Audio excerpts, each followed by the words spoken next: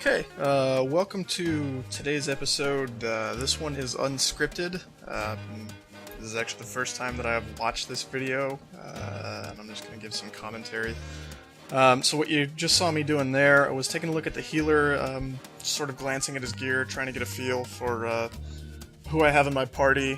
This is a random pug, actually. I did specifically pick Dracthrone Keep, just because it is nice for pulling. It's good for what I wanted to show in this video, but I don't know any of the members of this group. This is a completely random pug. And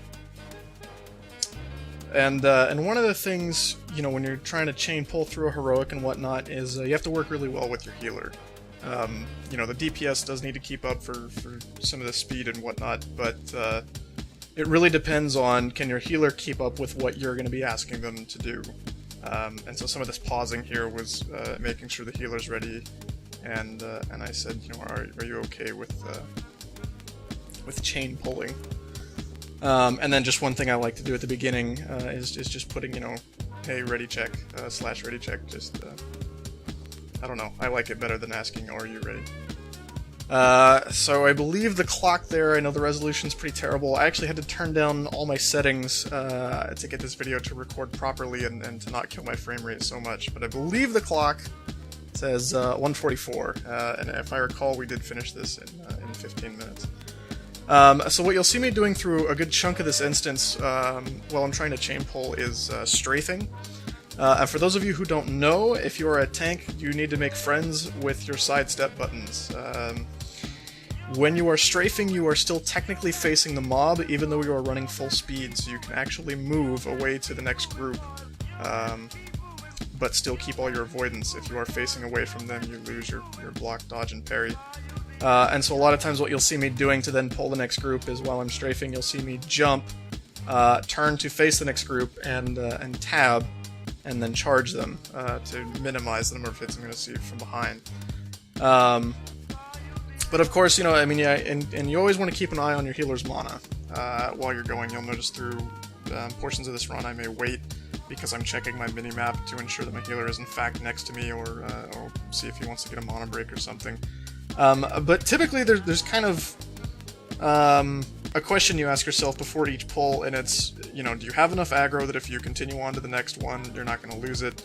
And, you know, is stuff ready to die? You know, I mean, what am I going for here? I'm like too enthralled watching myself do this, to be honest.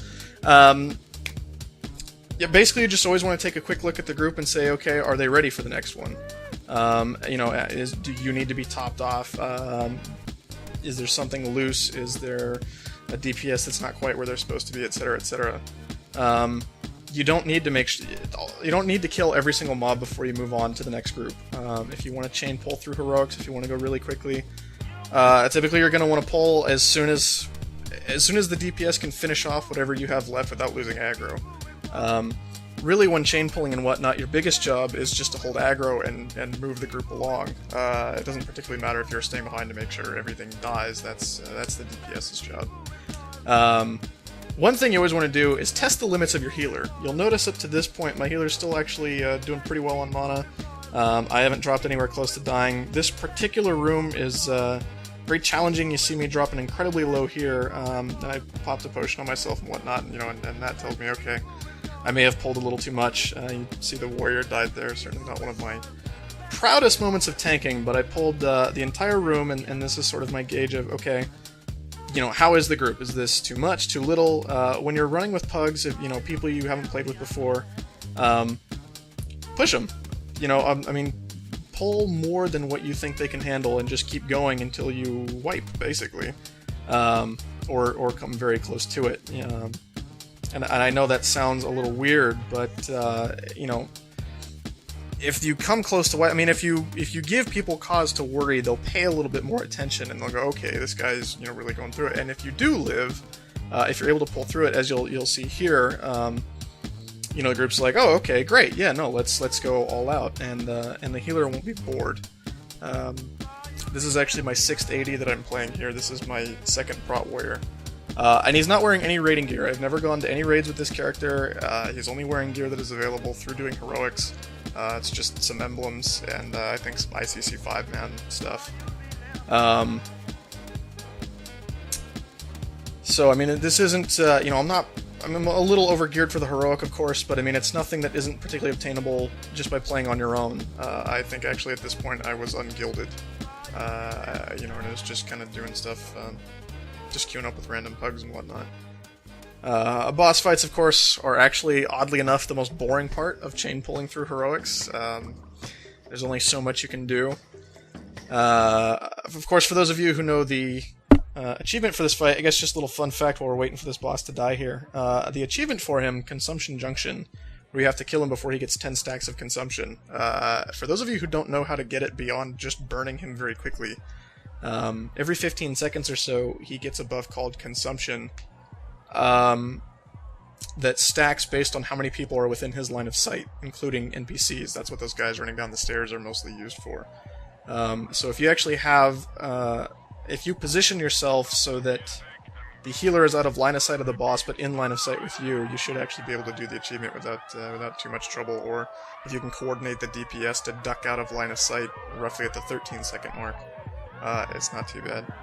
And here, again, you'll see me, I'm checking in with my healer, you know, I see he's a little bit low on mana, you know, and I'm checking, I'm looking at his buffs, I'm looking for a drinking icon, I'm saying, you know, and I don't see one, so I'm like, okay, is he ready, or is he just sort of not doing anything? So I went into party chat and I said, well, hey, are you ready to go? And he, you know, when I'm waiting for a response, he says go, and it's like, great, let's keep pulling the whole room. You know, I know he's very capable of keeping me up. I noticed in his buff bar that he had Divine Plea, so this is a healer who's obviously not afraid of just using cooldowns to keep his mana going. And that's, you know, some healers will want to save their cooldowns, and same for tanks. Actually, you'll notice that my shield wall is on cooldown. I believe you'll see me use Last Stand and Enraged Regen and whatnot. Cooldowns are there to be used. You know, if you're pulling through heroics and whatnot, I can guarantee you're not going to need them for the bosses most of the time. If you want to do quick runs of heroics, usually the hardest part is actually, you know, that you've pulled a whole bunch of groups at once. So pop your survival cooldowns on the trash when you're doing heroics and whatnot. You know, I mean, most of them only have 2 to 5 minute cooldowns anyway, so there's really no need to save them for anything. You know, it's just pop them as soon as you need them. You know, don't go, I'm waiting for the best moment to need it. I'm waiting for the perfect moment. You know, I might need this. Blah blah blah. Fuck that. No, just use it. You know, I mean, odds are you're not gonna need it again in 3 minutes, and if you are, you usually have other cooldowns to go with. I tend to pop Last Stand and Enraged Regen together, and then save Shield Wall if I, you know, need another cooldown later. A shield block is on a 30-second cooldown, so that's pretty much up, you know, almost all times.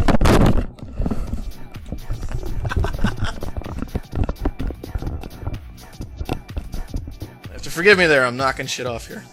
On that note, for you warrior tanks and whatnot, you'll notice that sometimes I'm not using Shockwave on every single cooldown. There's a hallway kind of towards the end of the instance, I'll point out exactly why. But be aware that chain pulling through heroics does mean that your AoE aggro abilities need to be available when you need them. I mean, it's just, you know, pay a lot of attention to everything that you're doing at all times. You know, your group, are they ready? Is your healer good to go? Do they still have cooldowns available? Priests are actually particularly fun to run a lot of heroics with because they don't really need to stop and drink often. You know, they run low, they just blow Shadow Fiend. You know, druids can just pop their Innervate. Paladins get Divine Plea. I guess Shaman, I suppose, get Monetide Totem. I don't actually know Shaman quite as well as I know the other healers. So I don't know if they're a little more prone to want to stop to drink than the others. But as I was saying earlier, you know, some healers, they're going to want to save their cooldowns. You know,